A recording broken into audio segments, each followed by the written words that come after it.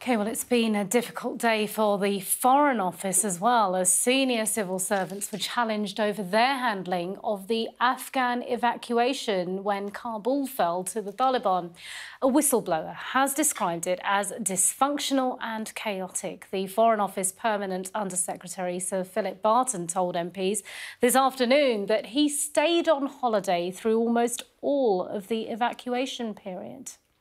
Well, we can speak now to Ash Alexander Cooper, a former British Army colonel and advisor to the Ministry of Interior Affairs in Afghanistan. Good evening to you. I guess, first of all, your reaction to what you've been hearing today in this committee hearing.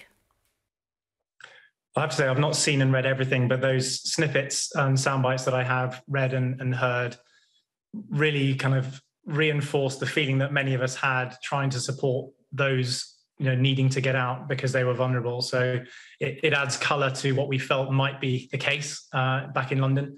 And so it didn't come as a surprise to read and hear what we heard and read today.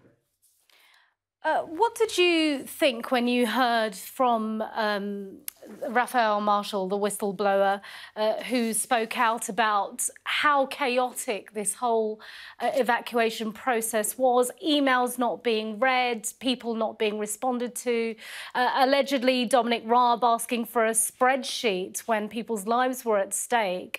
I know you've been heavily involved with so much of this process. How did that make you feel? It's frustrating. It's probably the word that describes it or sums it up.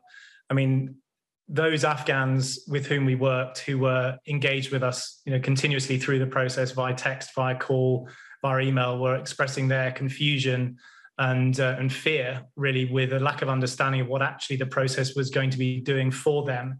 And there were plenty of words, but practically on the ground, many of those words didn't sort of translate for many of them into action.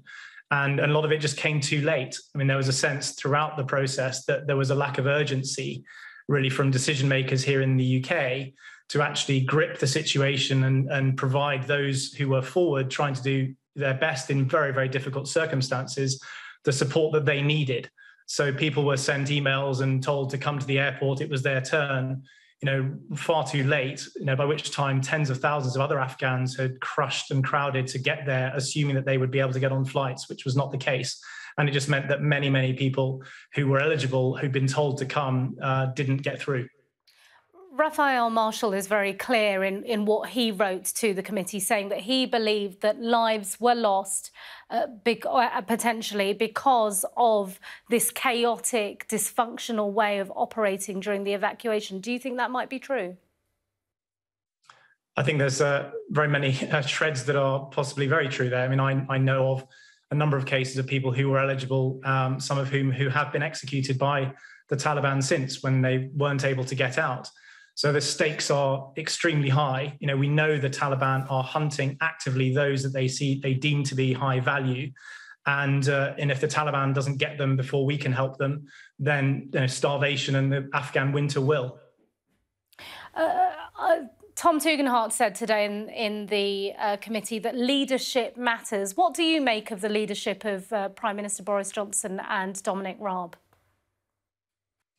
I mean, leadership does matter. I don't want to comment specifically on individuals other than to say a lack of leadership and clarity of purpose at the very top does lead to those who are required to deliver against tasks and missions find it much harder, particularly then if they're not resourced. So it goes really to the point of a lack of understanding and therefore and equally a lack of urgency that led, I think, to the collapsing time frame, which meant that everything was far too rushed at the end, and we just ran out of time, which has resulted in already a loss of life, and I believe and fear that further loss of life will happen in due course.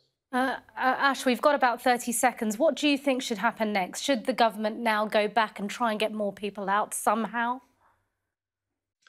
I think we should certainly look to other countries who have arguably had greater success since the evacuation concluded to get some of their people out who are eligible. And I'm certainly advising people who are still emailing me or contacting me daily, to perhaps go and try with other countries, because I don't believe that the UK necessarily has a plan that's going to help everybody who is eligible, who believed and trusted that we would help them get out. Ash Alexander Cooper, former British Army Colonel, thanks very much indeed. Thank you. Thank you.